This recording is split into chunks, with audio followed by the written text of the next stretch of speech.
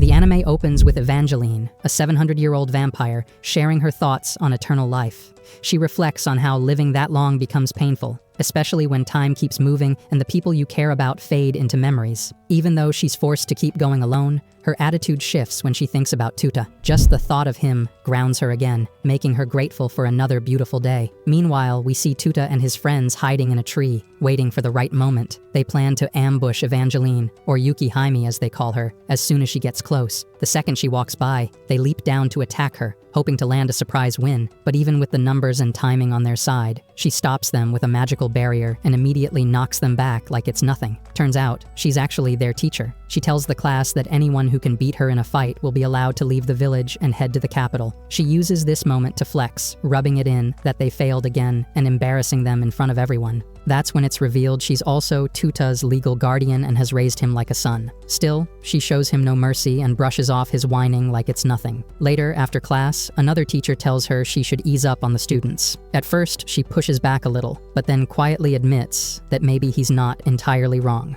After that, we follow Tuta and his friends walking together after school, talking about how they'll take her down. Now that they know she can use magic, they try to plan around it. They're set on reaching the capital so they can climb the massive tower located there. Tuta eventually splits off and runs ahead. It turns out today's the anniversary of his parents' death. They died in a car accident 2 years ago, and now he's visiting their graves. He tells them how things are going and shares that he's doing fine. We also learn that he lost all his memories in that crash, so he doesn't remember anything about his life before. Thankfully, Evangeline took him in and raised him like family. He finishes talking to his parents and also stops by his grandfather's grave. Just as he's leaving, he sees a red-haired guy with a staff standing in the distance. The figure tells him that he's waiting at the top of the tower, then disappears before Tuta can ask anything else. That night, Tuta begs Evangeline to teach him magic, but she flat out refuses. A few days later, after another failed attempt to beat her, he and his friends accept an offer from Mr. Tachibana, the same teacher who told Evangeline to go easy. He agrees to secretly teach them magic. They start training with wands and practicing fire spells, but no matter how hard Tuta tries, he just doesn't seem to have the knack for it. Seeing that, Tachibana gives him a special bracelet that can block magic. He tells him all he needs to do is get Evangeline to wear it somehow. Later, Tuta stresses over how to make her believe it's just a gift. Luckily, when she walks by and sees it, she accepts it without question. The next day, she's out in public wearing the bracelet when the boys spring their trap.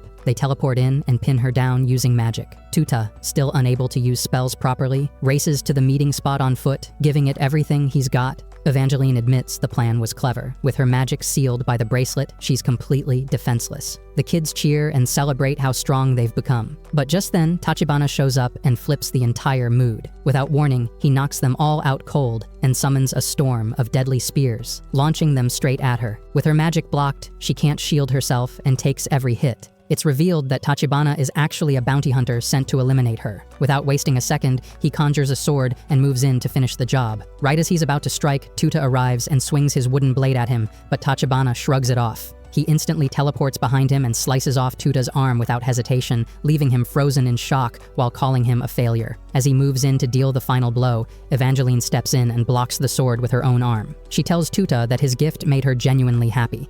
She also says his and his friend's effort was enough, and that they earned her approval. But the moment doesn't last. Tachibana coldly mutilates her, slicing her body to pieces right in front of Tuta, who's left speechless. Right after, he drives his sword into Tuta's body. We watch as Tuta drifts through what seem like his last moments, full of regret over everything he didn't achieve. Just as he begins to accept his death, he sees Evangeline lift her head. She tells him something shocking. He can be immortal too, just like he now has to make a decision. Either die right there or come back to life as a monstrous being by drinking her blood off the ground. Completely confused, he watches as Evangeline collapses. Then, without thinking much more, he leans forward and licks up the blood in front of him. Meanwhile, Tachibana is just about to finish off Tuta's friends when he suddenly gets interrupted. The boy throws his own severed arm at him, then charges forward with full determination. Tachibana reacts quickly, using brute strength to knock him back, and follows it up by casting explosive magic straight at him, sending him crashing to the ground. Even so, the moment his body hits the dirt, he pushes himself up again, this time bursting with rage and energy. The power builds up around him as he gathers it all into his fist and launches a massive punch aimed directly at his opponent. The blow sends Tachibana flying into a nearby car with a loud crash. After that, Tuta blacks out, only to wake up later next to Evangeline. She calmly explains everything that happened and tells him that he's now immortal. She also opens up about who she really is and finally reveals the truth about his parents. They weren't killed in an accident like he believed, they were actually murdered. She confesses that before they died, his parents begged her to take care of him. Feeling overwhelmed by guilt, Evangeline tells him how sorry she is for turning him into an immortal, knowing the kind of pain that kind of life brings. But he doesn't seem upset. Instead, he thanks her for staying by his side all this time. He admits that eternal life might not sound like a good thing, but at least he gets to spend it with her. With that, the two of them decide it's time to leave. It's no longer safe to stay in this place, so they begin a journey towards the capital. He also has another reason to go. He wants to meet that ghostly figure he's been seeing. The journey kicks off with both of them walking through the empty, run-down streets of the region. That's when it sinks in. Most of Japan's population has dropped, and nearly a quarter of the land is no longer livable. With nobody around for miles, the long roads feel like ghost trails. All that early excitement about reaching the capital and meeting new people just fades away for Tuta. Later, he takes a breather and dips into a nearby lake, floating calmly while reflecting on his new immortal life. But that peace doesn't last. Out of nowhere, he bumps into a baddie in her birthday suit in the water. She's just as shocked and immediately pulls out a sword. Wait a minute, girls don't have swords. She starts swinging without hesitation and forces him to dive away in a panic. Turns out that girl is actually a boy. The one he ran into is Kuramaru, whose delicate, girly face completely threw him off. Once the awkward intro cools down, they start talking. Kuramaru mentions he comes from a loaded family linked to the Great Tower, which gets Tuta instantly hyped. Then the mood shifts. Kuramaru admits he's on a mission to eliminate Evangeline. Things get tense fast when he realizes Tuta is so ugly he has no reflection. That's a red flag. And right on cue, Evangeline appears. Kuramaru charges in without a second thought, swinging to kill, but she blocks it with no effort. She follows up with a brutal punch that blasts a hole through him, dropping him in seconds. Tuta stands frozen in shock, but then Kuramaru's body starts healing. That's when it becomes clear he's immortal too. He gets back up, ready for round 2, but Evangeline stops him cold. If he wants another shot, he'll have to take down Tuta first. Kuramaru doesn't hold back. He attacks full force, and even though Tuta doesn't want to fight, he has no choice. They clash hard, trading rapid sword swings and blows fast enough to impress Evangeline. Eventually, Kuramaru breaks through and lands a clean hit, slicing Tuta's head clean off. He thinks it's over, until Tuta snatches his own head midair and pops it back on like it's nothing. Without missing a beat, he drops a punch that knocks Kuramaru out cold.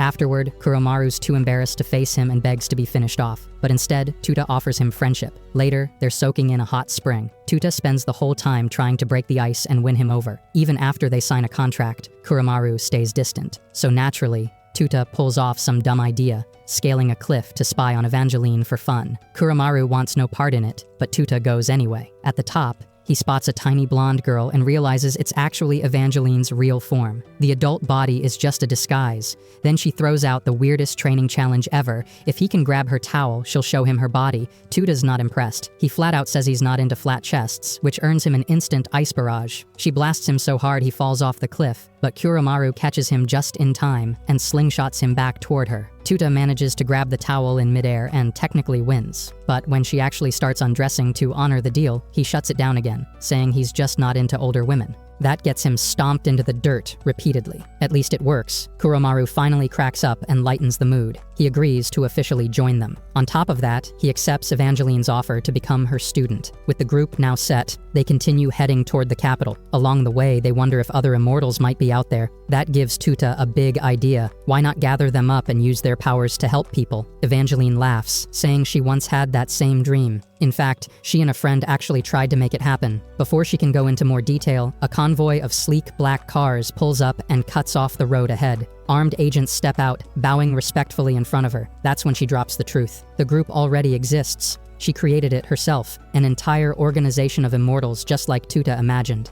Its name, UQ Holder. The scene picks up with the group traveling by boat toward the organization's secret base. Tuta's energy is through the roof, clearly excited about what's ahead. Meanwhile, Evangeline has a quiet talk with one of her subordinates, Karen, who makes no effort to hide how much she dislikes Tuta. She's not a fan of his childish behavior or his total lack of respect. But after hearing Evangeline out, it's revealed that both Karen and Tuta are the strongest members of the group, which is exactly why Evangeline insists they learn to get along. Once they arrive at the base, Tuta meets Gengoro and Iku, who show him around and explain the basics. They tell him that UQ Holder is made up of all kinds of immortals, magical beings, monsters, and everything in between. They also let him know that he and Kuramaru have to pass a trial before officially joining. Each of them has to land at least one hit on their assigned opponent within 7 days. Karen volunteers to fight Tuta while Gengoro agrees to face Kuromaru. Right as the trial starts, Tuta rushes at Karen, but she easily deflects him using a hammer. Kuromaru doesn't have much luck either, since even after charging in and swinging repeatedly, he still can't land a single blow. Later, both of them sit down, exhausted and frustrated, wondering how they're supposed to get through the trial. That's when they spot a worker named Shinobu struggling with trash bags. After she trips, they help her out and introduce themselves. Turns out she's just a regular human with no powers, working at the inn. Tuta offers to help her with her chores to clear his mind. Later, we see the two of them carrying boxes of dishes to a storage area.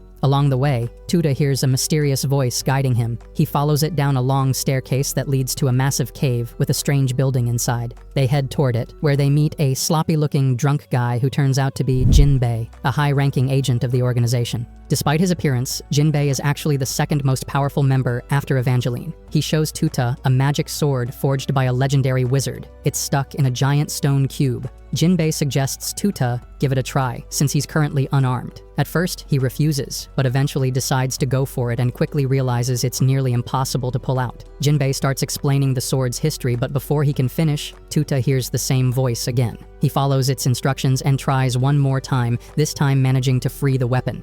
He soon finds out that the voice is coming from the sword itself, which introduces itself as Kurobo.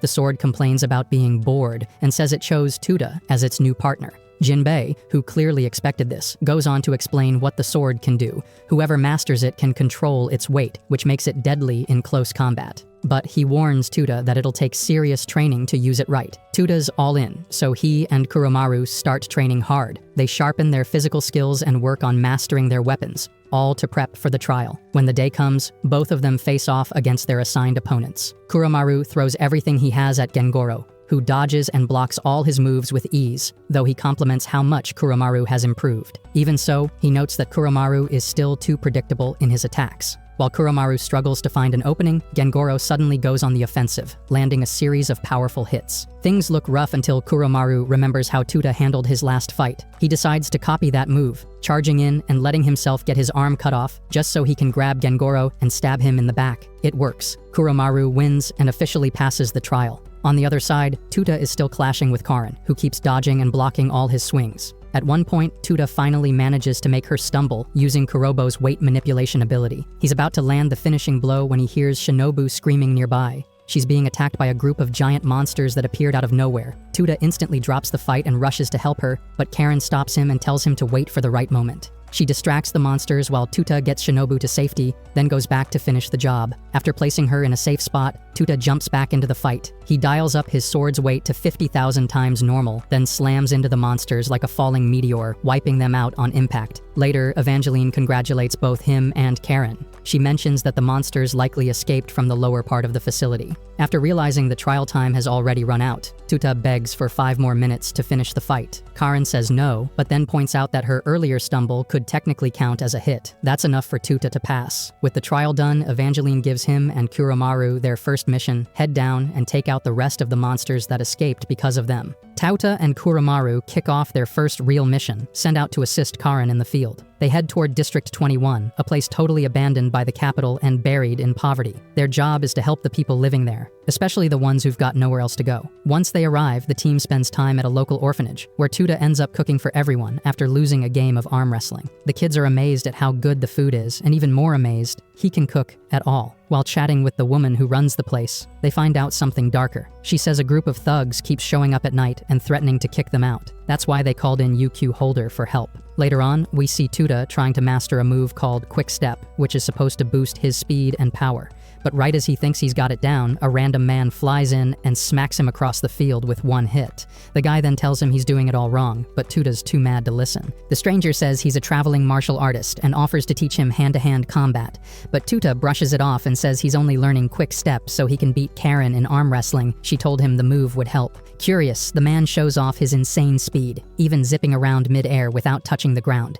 Then he introduces himself as Kaito and says Tuta's got potential, so he agrees to help him train. That night, Tuta tries a wild new method, cooking and eating using only his feet. His friends think he's totally lost it, but somehow, It works. The next morning, his speed has noticeably improved, though Kaido still isn't satisfied. Over the next few days, Tuta keeps training non-stop, doing everything with his feet to sharpen his control. Meanwhile, Kaido meets up with two sketchy men in the shadows. After explaining why he's late, he transforms into a full-on werewolf. Turns out, all three are immortal hunters sent to wipe out the villagers. Back in the district, two UQ holder guards keeping watch are suddenly taken out by creepy shadow-like creatures carrying guns. At the same time, Karen gets ambushed while taking a bath. She doesn't notice her attacker until he's right on top of her, but she reacts fast and throws up a barrier just in time to block the bullets. Then she grabs his own gun and fires back. Unfortunately, he blocks the shots easily and starts talking trash before charging in again with a blade. Even though the whole situation's a mess, Karen holds her ground and manages to land a few solid hits. He slashes her neck, but nothing happens. Confused, he keeps attacking until Karen lands a brutal punch to his gut. She pins him down, but he pulls out a hidden weapon and shoots her directly in the mouth. Karen drops to the floor in pain. That's when we learn the guy's name, Chow. And even though Karen doesn't take real damage, she still feels everything. Chow casually admits he's just here to stall her. Back with Tuta, he's picking up trash with a little kid named Ruki when they notice smoke rising from the town. The same creepy monsters from earlier are now torching the place. Before he can react, three of them pop up and go straight for Ruki. Tuta jumps in to protect him, joined by Kuromaru just in time, but they're not alone for long. The rest of the shadow creatures show up with the two remaining hunters. Tuta tells Ruki to run, then squares up for a fight. But out of nowhere, Kaido speeds in and tags Tuta with an anti-vampire seal. Just like that, he's knocked out of the fight. Kuromaru is left on his own to take on everyone. Meanwhile, Karen is still getting worked by Chow. He traps her with his shadow powers and starts torturing her while she's pinned. Back outside, Kuromaru fires off a flashy opening move that looks like fireworks before jumping into a full-on battle. The fight gets messy fast. Kuromaru takes heavy damage, even losing an arm, but manages to slice off one of Kaido's arms in return. Both of them heal up mid-fight and get back at it like nothing happened. Then Kaido activates Quick Step and blitzes Kuromaru with lightning-fast hits, closing the distance in a flash. He follows up with a savage combo and finally slices Kuromaru clean in half. Kuromaru's body, split in half, gets pinned down by two metal signs that Kaido hurls to keep him restrained. Just when he's about to finish the job with a spell, Ruki jumps in and blocks the attack. At the same time, Chow continues torturing Karen, clearly thrilled to be facing someone like her.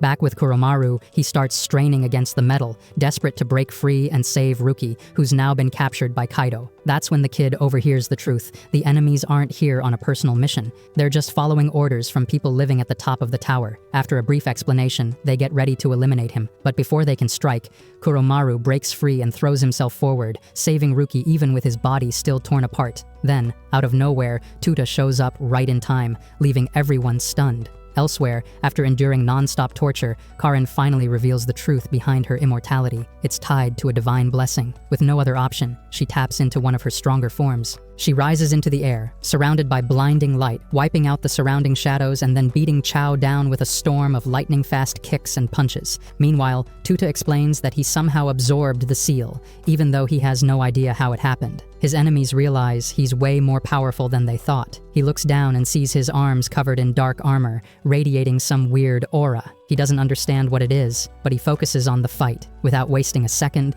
he launches forward and knocks them flying with one hit. Kaido charges in next, but Tuta uses his new powers to dodge, counter, and go blow for blow with the werewolf. Karen jumps in to back him up, and that's when Kaito reveals his true form. Tuta questions why he's doing all this, and Kaito casually admits he lives for battle. He says it doesn't matter who or why, as long as he gets to fight strong opponents. With that, they go at it again, both moving and striking at speeds most people wouldn't even see. They're both masters of quick step now, and the whole fight looks unreal. After witnessing Tuta's new strength, Kaito offers to make him his real student. Tuta shuts it down immediately. In response, Kaito pulls out a special move called Blazing Piercing Judgment. He uses Quick Step to break the sound barrier, slamming into Tuta's chest and ripping out his heart, which he crushes in his hand. Then he starts casting a sealing spell to end it. But suddenly, huge black wings explode from Tuta's back. His body starts pulling the shattered pieces of his heart back together while unleashing a massive wave of energy. One of Kaito's teammates realizes what's going on. This is Arabea magic, a super rare dark power.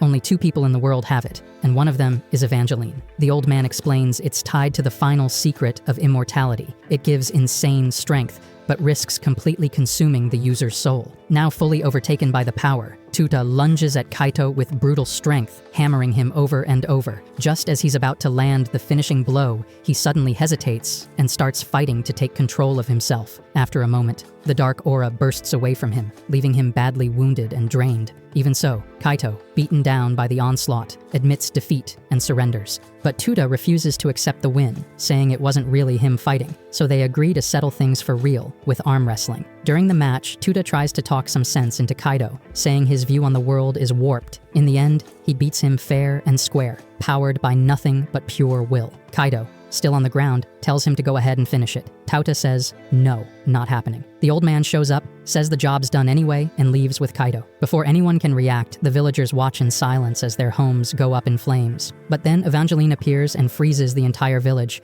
putting the fire out on the spot. The team regroups, and Evangeline compliments Kuromaru's earlier fireworks signal, saying it helped them track everyone down in time. Then the enemies reappear briefly, where the old man recognizes Evangeline and seems surprised. She shifts into her true form and greets him. He creates a portal with his weapon, steps through it with Kaito, and disappears. Later that night, the villagers host a big dinner, offering food to the ones who saved them. While they eat, Evangeline tells Tuta it makes sense he inherited Arabea magic too. After all, they share the same blood. Meanwhile, from the shadows, a mysterious man spies on Tuta through a drone. Back at the secret base, things start to shift as Kuromaru realizes something big. She's catching feelings for Tuta. The jealousy hits hard when she sees him hanging out with Shinobu, laughing like it's nothing. At one point, she's taking a quiet bath and thinking about everything, when suddenly Karen barges in and catches her totally exposed. That's when Karen discovers the truth. Kuromaru is actually a girl. Backed into a corner, Kuromaru explains everything. Her clan is born with both sexes until they turn 16,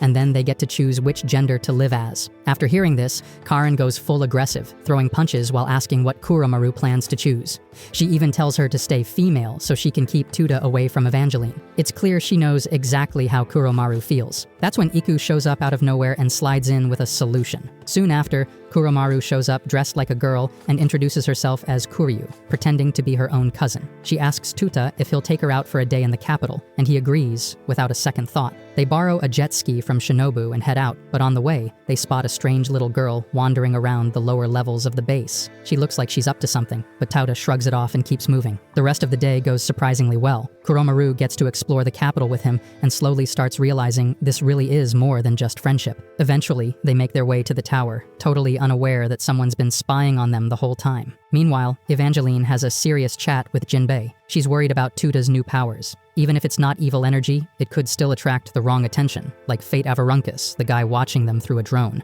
That same man, a high-ranking figure from the tower, gets notified that Tuta's now in the capital. He decides it's time to make his move. Back at the tower, Tuta and Kuromaru finally arrive, and he's pumped beyond belief. While they talk, Kuromaru starts to think maybe she has a real shot. Tuta even says she looks good as a girl. But right as she's about to act, Chao shows up out of nowhere and traps Tuta in shadows, locking him down. At the same time, another mercenary with a ton of swords rushes Kuromaru. She fights back, but for some reason her strength feels off. She starts wondering if it's because she's in her female form. She ends up getting overpowered and watches in frustration as they drag Tuta away. Pushed to the edge, she snaps out of it and lands some heavy blows, almost breaking them both. But one of the mercs knocks her straight through the wall, sending both of them falling off the tower. While they fall, the guy keeps attacking, landing a hit that knocks her out cold as they crash. After that, Chao arrives and traps her in shadows too. As she sinks slowly into his trap, she starts thinking back to the good moments she's shared with Tuta. Even though she's beat up and stuck, she pulls herself together and powers through the pain.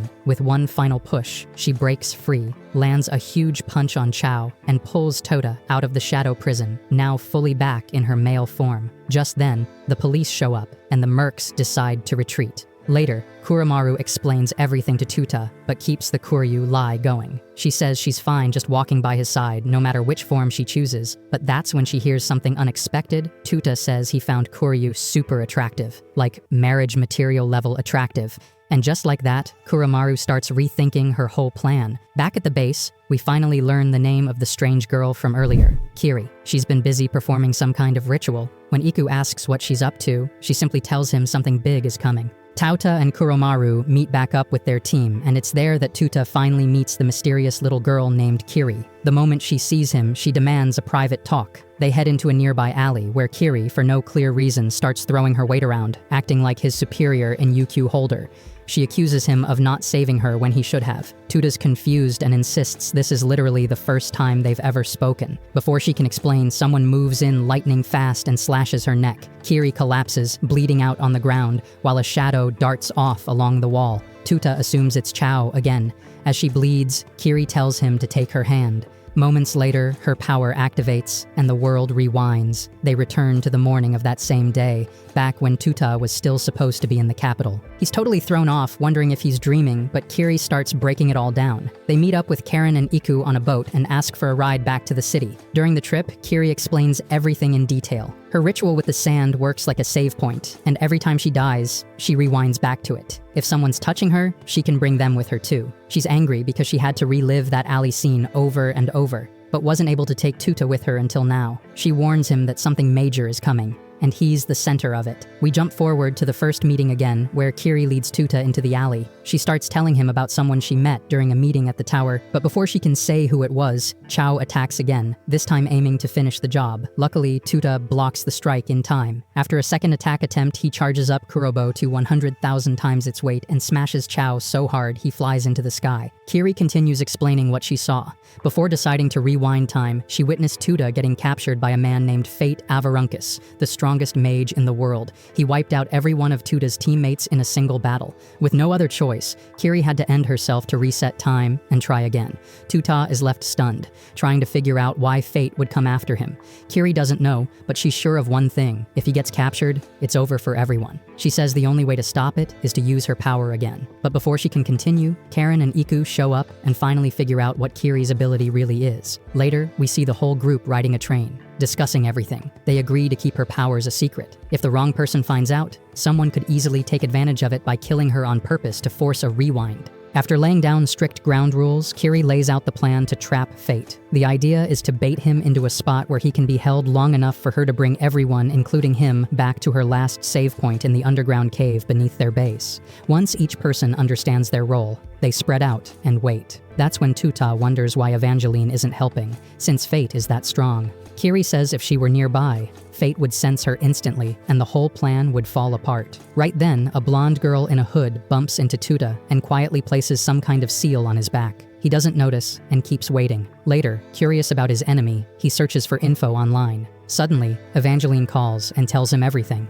Fate used to be a hero who fought side by side with Negi, Tuta's grandfather, and with her too. But after Negi died, Fate lost his way and turned on the world. She says Fate is after Tuta because of that connection. Before hanging up, she warns him not to believe anything Fate says. After the call, Tuta's mind starts racing. He wonders what Fate really wants, and whether he might have something to do with his parents' death and the reason he lost his memory. When the time comes, the group locates their target. Iku finds him using satellite tracking, and the plan is to hit him with a giant orbital laser at the exact moment. But just as Fate enters Tuta's line of sight, he spots his friends from the countryside visiting the tower, and they're dangerously close to the target. Tuta yells to cancel the laser shot, forcing them to keep going without that part of the plan. Tuta's friends spot him and run over to say hi, so he plays it cool and tries not to act suspicious. Meanwhile, one of Fate's followers ambushes Iku and slices off the hand holding the satellite controller. At the same time, Fate approaches Tuta and calmly says he knows everything about him, his friends, and the entire facility. He threatens to kill the two kids nearby and everyone else in the area unless Tuta cooperates, putting him in a tight spot.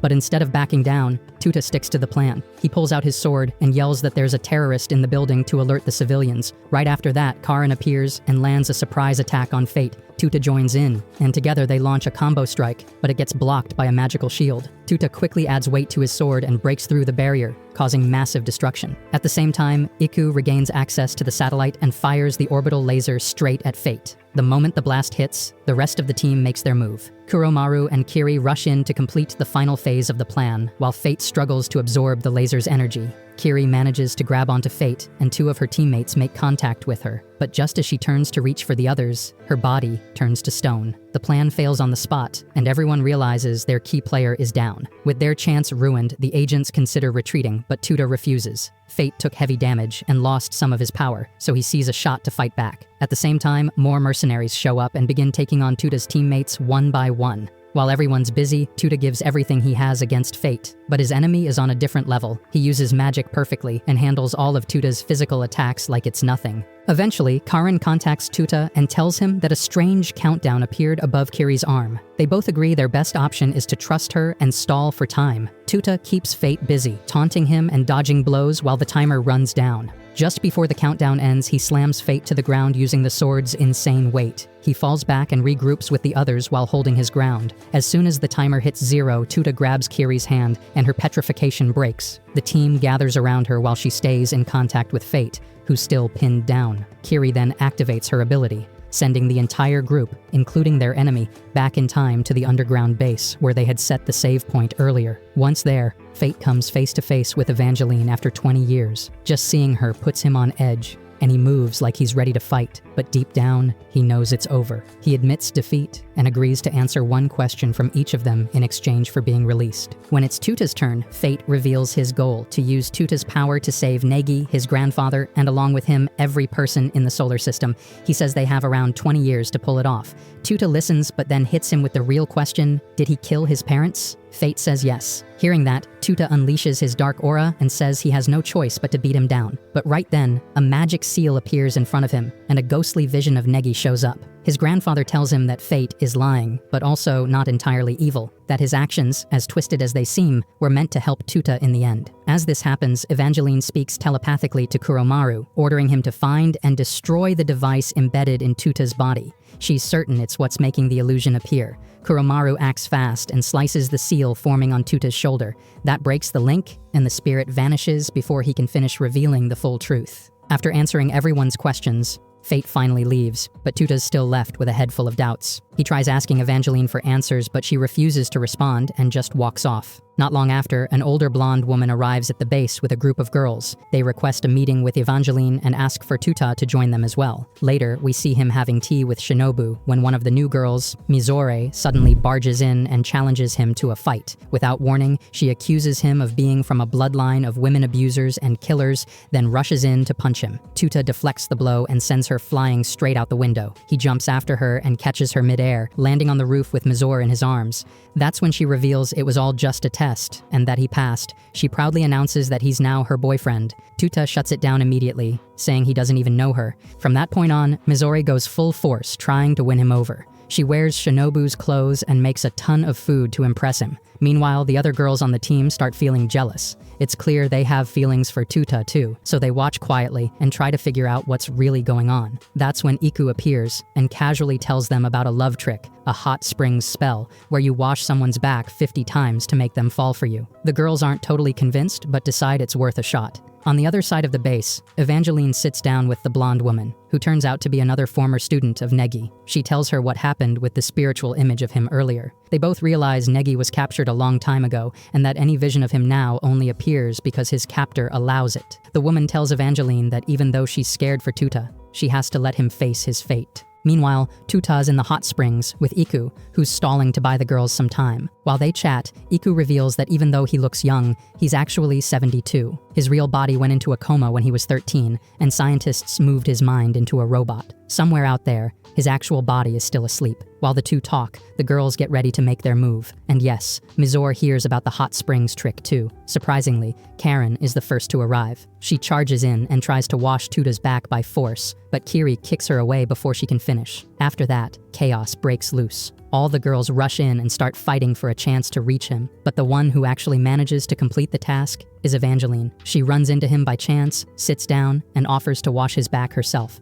While doing so, she finally apologizes for ignoring him earlier and admits she just had a rough day. Later, Tuta meets her at the dock for a real conversation. She shows up in her true form and opens up. She tells him she's in love with Negi and always has been, but the vision he saw earlier, that wasn't fully his grandfather. She explains that 20 years ago, Negi defeated a powerful dark mage named Lifemaker and saved the world.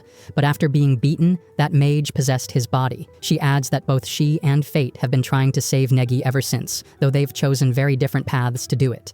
After splitting ways, each continued on their own. At that moment, Tuta brings up his parents, hoping to confirm whether Fate was telling the truth. But what Evangeline reveals instead is even more shocking. His parents aren't dead, because he never had any in the first place. She tells him he wasn't born like other people. He was created just 2 years ago using Negi's genetic data, which means he isn't just connected to his grandfather, he's his clone. The next day, Tauta shares the shocking truth about his origins with Kuramaru, who does his best to lift his spirits. But even with his friend's support, the poor guy's clearly still trying to process it all. That's when Mizore bursts into the room like it's her place and invites him to the capital. She wants him to enter a martial arts tournament like it's the perfect way to shake off an identity crisis. Soon after, they're strolling through the crowded city streets, checking out the fighters and soaking in the chaotic energy. Hyped up and recharged, Tuta heads off to figure out how to register. Unfortunately, all the slots are already taken. Still, he decides not to let it ruin his mood and just promises to try again next year.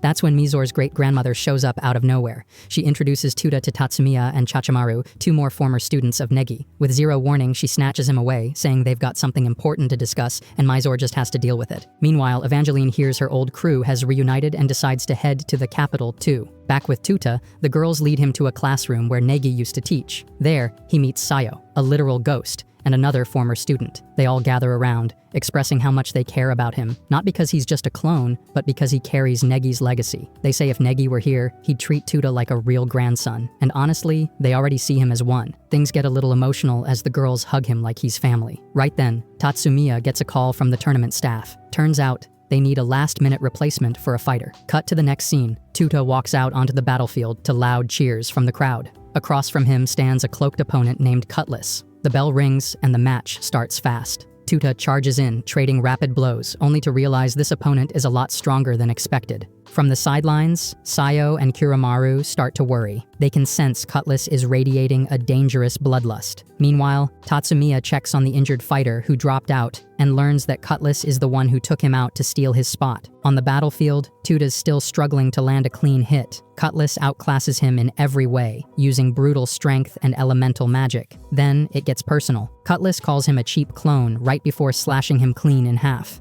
Tuta hits the ground, but doesn't stay down. He gets up, seething with rage as his dark aura takes over. He charges in, but Cutlass counters like it's nothing. She rains magical swords from above, pinning him to the ground with blades that nullify magic. While he's stuck, she keeps taunting him, calling him worthless, telling him he'll never measure up to Negi. But the moment he hears his friends shouting from the stands, he pushes through, breaks free, and lands a punch right to her face. That punch knocks her hood off, revealing she's actually a woman. She shrugs it off and says she'd love to finish him, but they're out of time. Suddenly, Negi Springfield descends from the sky. He steps in and says he's here to take Tuta with him. But Tatsumiya and the others instantly panic, knowing this isn't really Negi, it's the Life Maker pulling the strings. Negi tries to convince Tuta they need him to save the world, but the conversation goes nowhere. Before things can escalate, Evangeline arrives. She shatters the barrier separating the battlefield from the crowd and steps in. She exposes the truth. This isn't Negi at all, just the Life Maker in disguise. But before she can do anything else, 2 of her former classmates show up and trap her with their magic. Moments later, a massive man drops from the sky and charges straight at Tuta. Luckily, Karen and Kuramaru jump in to block the hit, and Kiri shows up with his sword just in time. As the pressure builds, Evangeline breaks free from the magical restraint, and with that, Tuta and his crew regroup, ready to face off in an all-out fight against the Life Maker and his loyal goons. Kiri tries to buy time by talking her way out, hoping she can stall long enough to figure out a plan. She speaks carefully, trying to convince her enemies to stand down, but one of them immediately sees through her act. This girl has the ability to read minds, so she exposes everything Kiri is thinking before she can even decide on her next move. At that moment, Life Maker's followers reveal that Tuta is the only successful fusion of Negi and Asuna's genetic material. They explain that he was never meant to be free, and they calmly ask him to come with them. Of course, he refuses without a second thought. Suddenly, a mysterious voice rings out, telling Tuta that he'll be taken away. A dark portal opens and drags him through, pulling him into another world. When he wakes up, he's glowing like a spirit and finds himself in a strange realm. He spots Evangeline injured in the distance and runs to help her, but stumbles before reaching her. The scenery shifts around him, and just then, Albereo Ima appears. He introduces himself as the powerful mage who created Kurobo, the talking sword. Kurobo instantly warns Tuta not to trust him, pointing out that Albireo could probably embarrass Evangeline herself if he wanted to.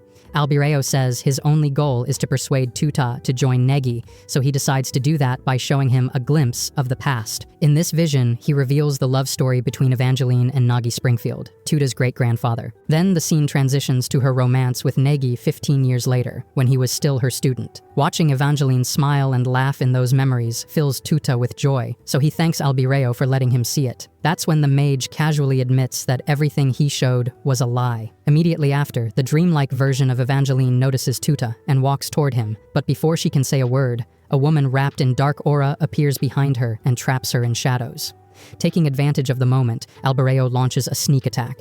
He slams multiple spears into Tuta's back while he's distracted. Then the shadowy woman steps forward and introduces herself as Ialda Beoth, also known as the Mage of the Beginning, or Life Maker. Without hesitation, she splits Evangeline in half using her power, while Albireo controls gravity to keep Tuta completely pinned. Even though he's wounded, he refuses to give up and starts dragging himself across the ground to reach her. Meanwhile, Ialda tells him there's only one way to save Evangeline. He has to go with her and accept his destiny. Tuta finally reaches her and lifts her into his arms. With tears in her eyes, she tells him that all she ever wanted was someone who would walk with her under the blue sky forever. It's a reminder of how painful it is to live an immortal life alone. Hearing this, he promises that he'll always be there for her. He then dodges Ialda's next wave of attacks and manages to carry Evangeline to a safer place. Once they stop, she explains that they're inside a world created by Life Maker's imagination. In this place, Ialda can bend reality however she wants and make anything happen with a thought. Even so, Evangeline still has one trick left. She summons a flurry of magical seals and forms a barrier around them. Right after that, she and Tuta launch a direct assault, hoping they can finally take Ialda down. But the fight quickly turns chaotic. Ialda constantly changes shape, switching between her own form and the appearances of Nagi and Negi to throw Evangeline off. This mental warfare forces her to drop her guard. On top of that, Ialda unleashes powerful abilities that take Tuta out of the fight in seconds. He's hit hard and suddenly finds himself surrounded by a group of girls in a hallucination where they try to drag him down into a red ocean and drown him. At first, he panics and realizes he can't escape, so he starts giving up. Just as he's sinking, a new girl appears and shatters the illusion. Her name is Asuna, and she's here to pull him out of that mental trap. She introduces herself as his grandmother and explains that while Ialda was messing with Tuta's mind, she managed to slip in. She happily waves to Evangeline, who also broke free from the illusion, along with the rest of the team. As soon as Ialda notices Asuna, she tries to strike them down, but Asuna easily deflects the attack with overwhelming power. She then tells them that even though it felt like they were trapped in the illusion for a long time, less than a second has passed in the real world. So she decides to share everything she knows about their enemies while they still have time. Asuna turns to Tuta and explains that deep inside him lies the power to defeat Ialda, but in order to unlock it, he has to survive a full 37 seconds against her in battle. With a clear goal in mind, Tuta and the rest of the team return to reality, wasting no time. Immediately, everyone splits up and launches a coordinated assault on their enemies. With the intel Asuna provided, they easily wipe out the weaker opponents. At the same time, Tuta ignores everyone else and charges straight at Lifemaker with his eyes locked on her. As the battle continues, Tuta tries reaching out to his grandfather, hoping to break through the possession. But Ialda isn't having it. She instantly shows off the overwhelming power surging inside Negi's body, unleashing it in the form of a towering wall made entirely of undead spirits. Just as things start to spiral, two swords crash into the chaos. Evangeline and Fate have arrived, jumping in to back Tuta up. Fate wastes no time and casts a spell that lets Tuta see who his grandfather really is underneath the possession. The spirits of all four rise into the sky together, where they come face to face with Negi's true self. During this encounter, Fate lays out his full plan to stop Lifemaker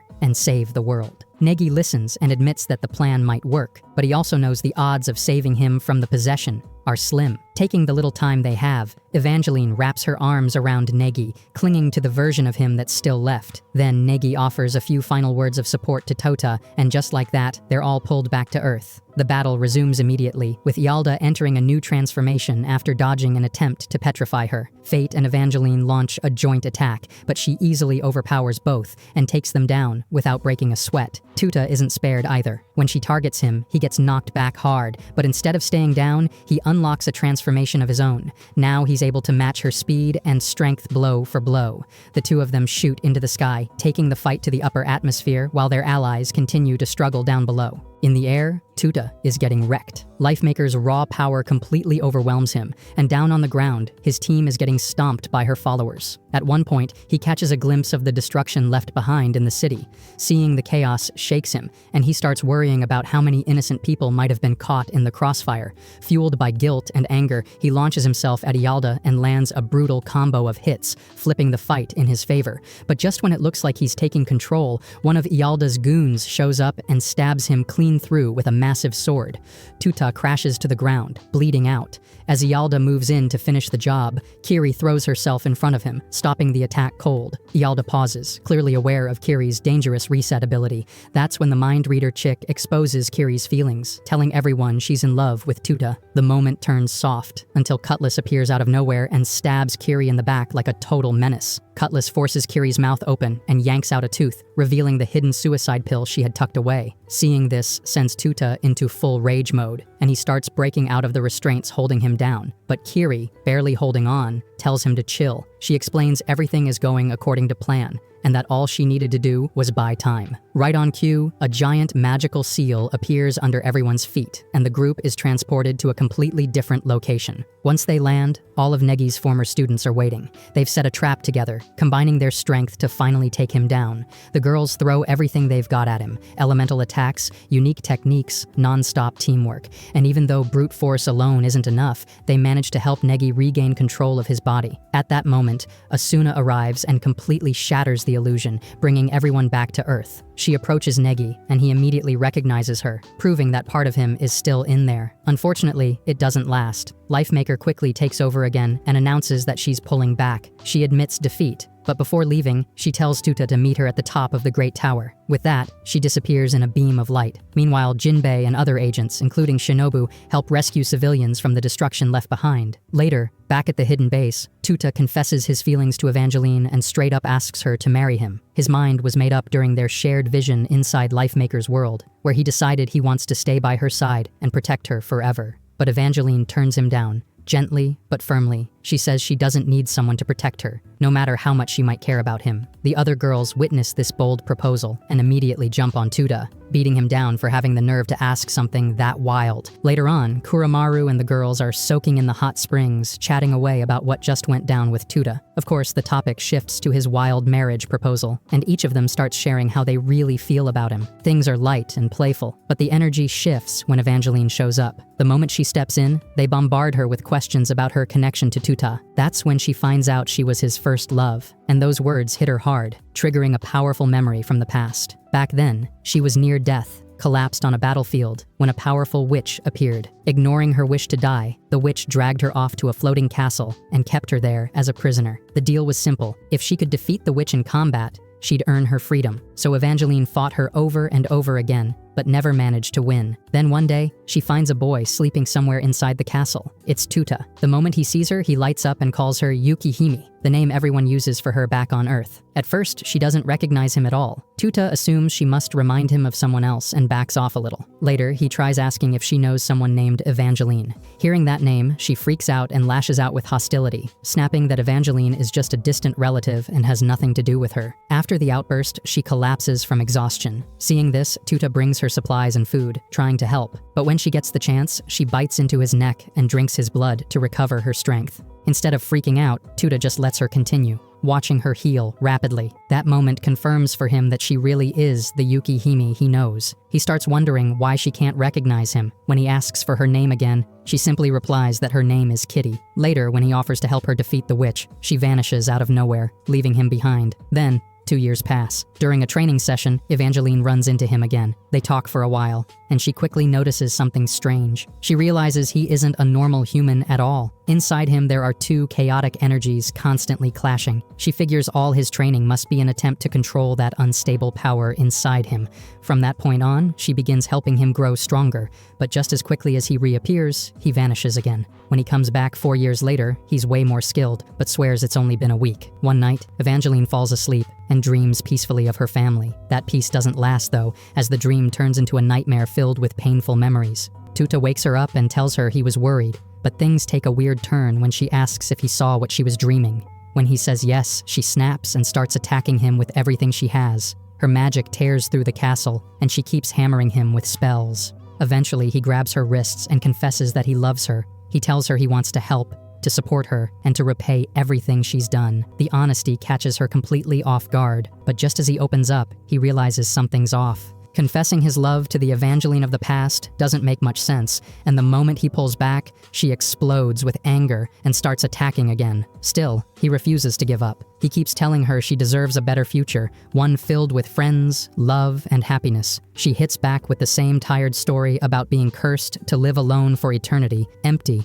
and unloved. But Tuta shuts it down, shouting that she can have all those things. She asks if he means she'll find that love with him. He tells her no. Then, with a smirk, he says the person she's meant to fall for is a red-haired legend, a clear nod to Negi. That moment of clarity hits her. They're from two totally different timelines, yet somehow their paths still cross. Back in the present, Evangeline reflects on everything. She realizes she was right all along, but it still took them 500 years to meet again. In the days that follow, Tuta and the rest of the crew return to their usual missions. Meanwhile, Kiri starts spiraling emotionally, overwhelmed by her feelings for him. She questions what kind of bond they really share compared to the other girls. After all, she doesn't cook for him, she doesn't take care of him, and she barely even spends time by his side. That thought eats away at her, making her wonder what she even means to him. Hoping for a distraction, she starts checking the stock market to calm her nerves. Right then, Tuta and Mizore burst in, inviting her to have some tea and snacks. They throw off her focus completely, and as a result, she ends up losing a huge chunk of her money. The moment she realizes what just happened, she grabs a knife and tries to end it right there to activate her time reset ability. Tuta and Mizore immediately panic and wrestle it out of her hands. But before they can stop her again,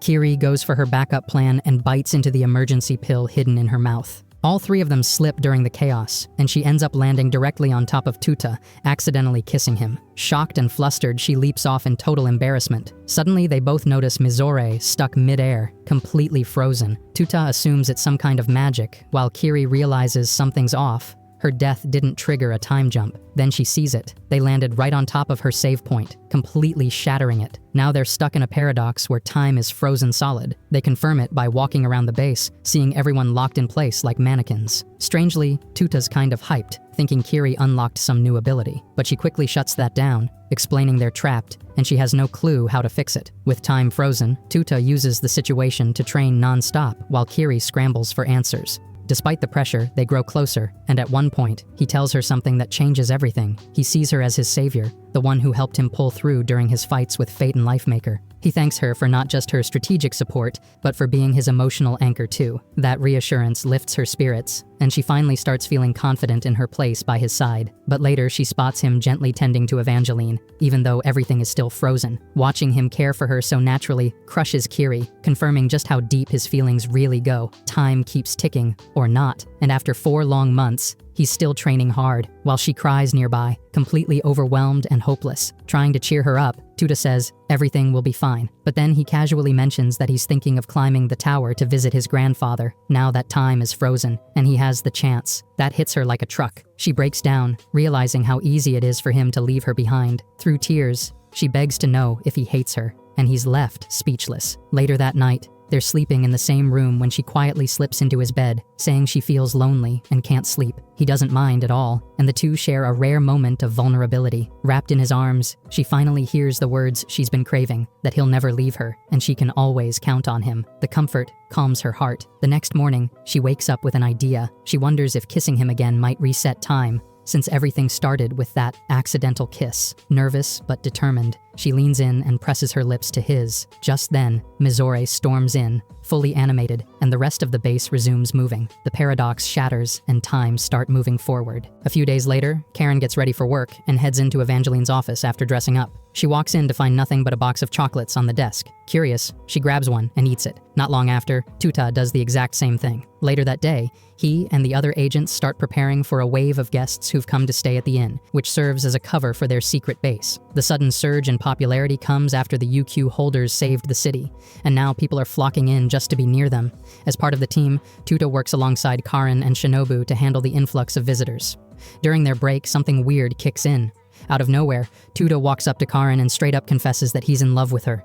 He says he needs her by his side, and that her strength is key to defeating all their enemies. Karen turns bright red, totally flustered, and although she clearly has feelings for him, she struggles to say it out loud. Before she can respond, Evangeline walks in and casually asks what's going on. Tuta suddenly bolts toward her and proposes marriage on the spot. Evangeline doesn't hesitate to send him flying with a brutal kick. After that, she explains to Karen that she left a powerful truth serum disguised as chocolate on her desk. Anyone who eats it can't lie for 12 hours. Realizing this, Karen starts panicking. She's already eaten one, and now she can't stop blurting out her thoughts, accidentally telling Evangeline everything she's thinking. Horrified, she runs off to stop Tuta before he blurts out even more embarrassing stuff. Meanwhile, Tuta's on a roll, running around and confessing his love to every girl in sight, leaving them all completely confused. Each time, Karen rushes in and explains the truth, trying to do damage control. Things spiral even further when he starts confessing to the male agents too, and even the guests at the inn. Finally, Evangeline puts an end to the chaos by teleporting him far away using magic. In the next scene,